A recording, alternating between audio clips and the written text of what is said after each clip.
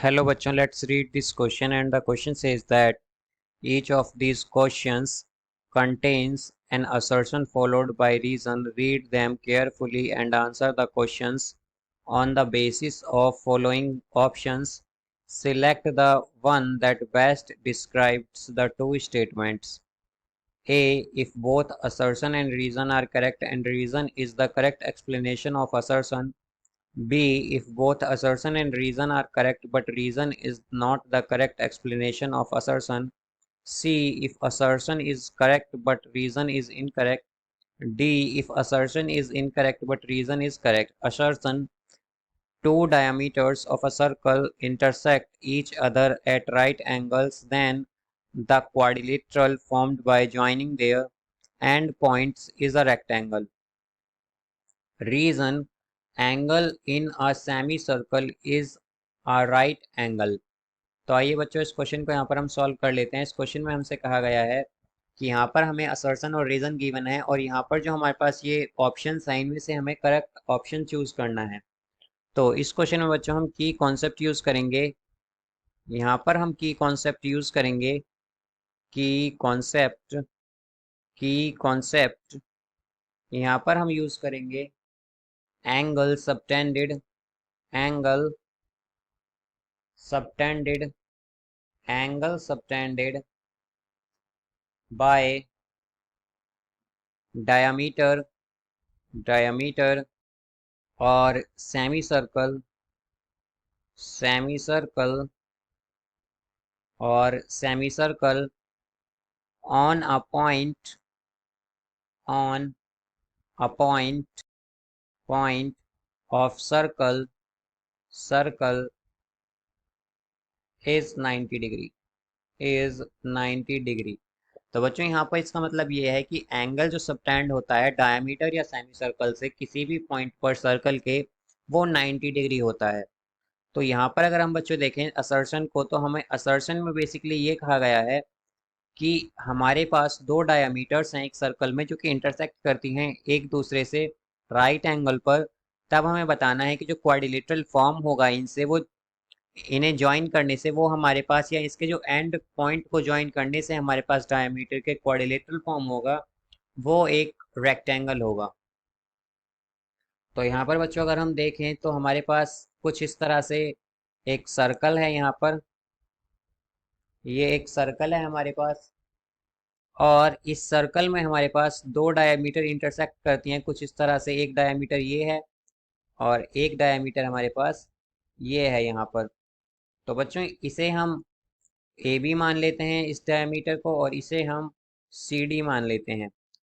तो इन जब ये दोनों इंटरसेक्ट करती हैं तो ये राइट एंगल पर इंटरसेक्ट करती हैं, जैसा कि हम देख सकते हैं।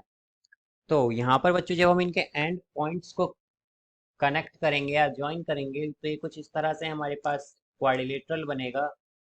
यहाँ पर ये कुछ इस तरह से हमारे पास एक क्वाड्रिलेटरल बन जाएगा।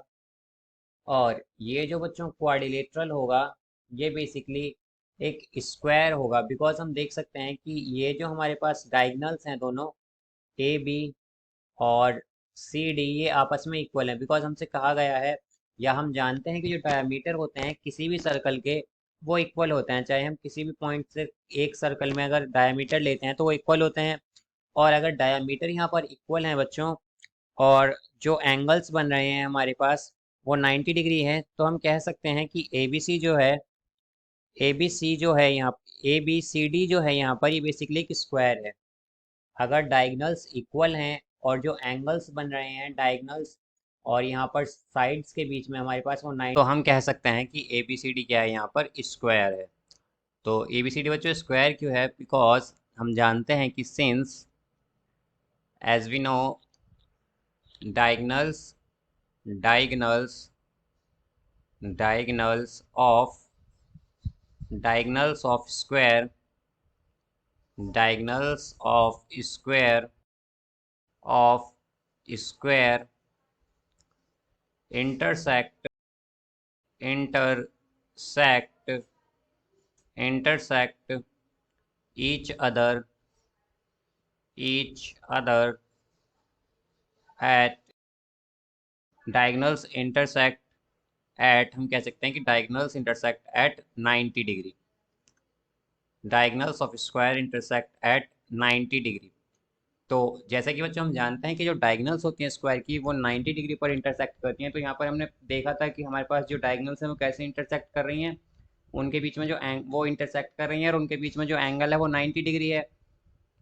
तो हम क्या कह सकते हैं कि अगर हमारे पास ये प्रॉपर्टी शो कर रहा है ये गिवन क्वाड्रिलेटरल, तो ये क्या है, ये एक स्क्वायर है। तो हम कह सकते हैं कि ए बी सी डी एक स्क्वायर है, A B C D is a square, is a square.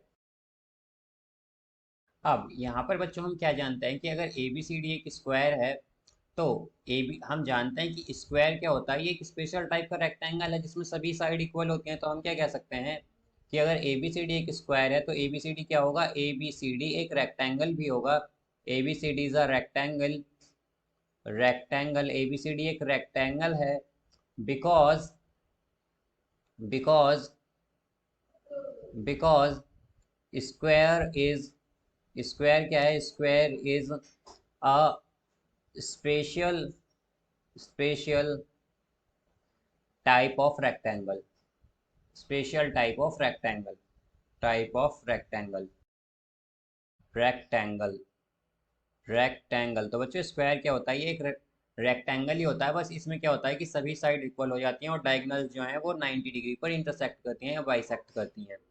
अब हमारे पास जो रीजन है वो क्या गिवन है कि angle in a semi circle is a right angle, कि एंगल जो होता है सेमी सर्कल में वो राइट एंगल होता है।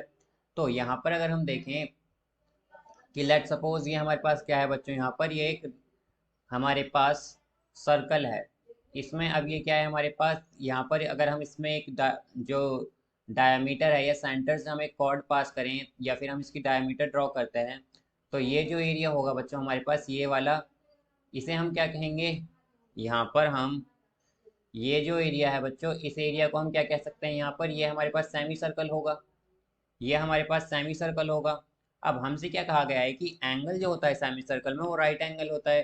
तो क्या ये करेक्ट है या इनकरेक्ट है, या मीन्स कि हमारे पास रीजन जो है ये ट्रू है या फॉल्स। तो हम क्या कहेंगे बच्चों, ये रीजन क्या है हमारे पास, ये रीजन करेक्ट है। बिकॉज अगर हम देखें तो हमारे पास जो एंगल बनता है एक सेमी सर्कल में वो 90 डिग्री होता है। बिकॉज यहाँ पर बच्चों अगर हम देखें तो हमारे पास जो डायमीटर से एंगल बनेगा किसी सर्कल के किसी भी पॉइंट पर या सेंटर, यहाँ पर सेमी सर्कल में वो 90 डिग्री ही होगा। तो हम कह सकते हैं कि हमारा असर्शन भी करेक्ट है और रीजन भी करेक्ट है। तो बच्चों इसका करेक्ट आंसर क्या होगा हमारे पास, ऑप्शन बी, इसका करेक्ट आंसर होगा ऑप्शन बी, दैट, या फिर हम कहें कि कोड बी इसका करेक्ट आंसर होगा, बी इसका करेक्ट आंसर होगा। बिकॉज हम कह सकते हैं कि both assertion and reason are correct but reason is not the correct explanation of assertion. यहाँ पर बच्चों असर्शन और रीजन दोनों करेक्ट तो हैं बट जो असर्शन है, रीजन है हमारा, वो असर्शन का करेक्ट एक्सप्लेनेशन नहीं है। सो इसका करेक्ट आंसर क्या होगा बच्चों, इसका करेक्ट आंसर होगा option B. So I hope you understood it well, best of luck, thank you.